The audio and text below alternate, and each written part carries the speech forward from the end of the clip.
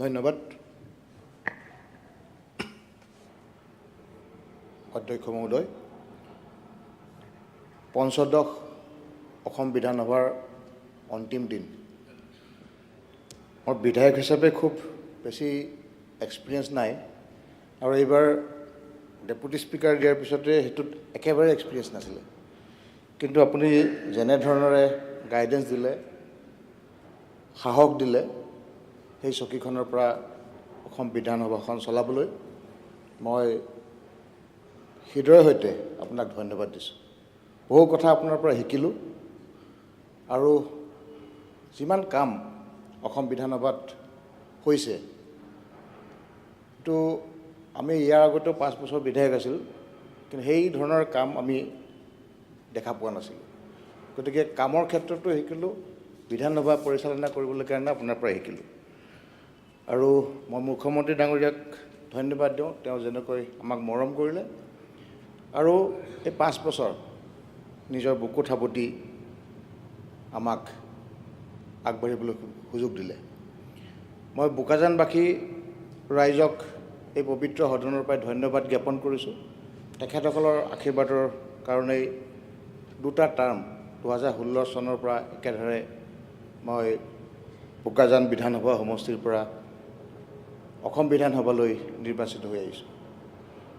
অধ্যক্ষ মহোদয়, যি চকীখন অধ্যক্ষৰ চকী, আমি বিধায়ক হিচাপে বহি থাকোঁতে তাৰ অনুভৱ কৰা নাযায়, কিন্তু তাত বহি লৈ 125 গৰাকী যেতিয়া বিধায়ক ইয়াত থাকে, 124-25 আপুনি নাথাকোঁতে আমি তাত বহিলে, তো গতিকে 124 গৰাকী বিধায়কক শাসন কৰাটো খুব এটা ইজি কথা নহয়। অকল এই বিধানসভা চলোৱাই নহয়, যি বিধানসভা চলোৱাৰ মাজেদি খুব এটা মোৰ লাভ হ'ল এই 5 বছৰত, যে বিধায়কসকলে, মুখ্যমন্ত্ৰী ডাঙৰীয়াই বা মন্ত্ৰীসকলে সকলোৱে যি ইয়াত বক্তব্য দাঙি ধৰে, তেখেতসকলৰ পৰা বহু কথা শিকিব পাৰিলোঁ। বিধায়কৰ আসনত বহি থাকি যিখিনি শিকা নাযায়, অধ্যক্ষৰ আসনৰ পৰা বহি থাকিলে বেলেগটো কৰিবলগীয়া নাই।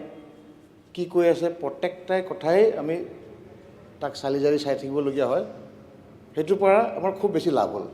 অত্যন্ত আমি এই ক্ষেত্ৰত আমি লাভান্বিত হ'লোঁ আৰু মই সকলোকে ধন্যবাদ দিছোঁ যে এই 5 বছৰ বিধানসভা চলাই নিবলৈ কাৰণে আপোনালোকে আমাক সহযোগিতা কৰিলে। শাসক দলৰ পৰাও, বিৰোধী দলৰ পৰাও, আমাৰ পাৰ্লিয়ামেণ্টাৰী এফেয়াৰ্ছ মন্ত্ৰী দুগৰাকীও পাইছোঁ, মন্ত্ৰীসকল আৰু আমাৰ শাসক বিৰোধী সকলো বিধায়ক সকলোৱে সহযোগ কৰিলে।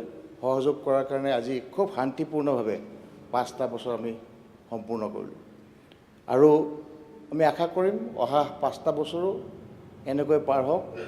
ইয়াত যিসকল বিধায়ক আছে, সকলো 126 গৰাকী বিধায়ক জিকি আহে আৰু পুনৰবাৰ NDA চৰকাৰ হয় আৰু এনেধৰণে আমি আৰু 5টা বছৰ পাৰ কৰিব পাৰিম।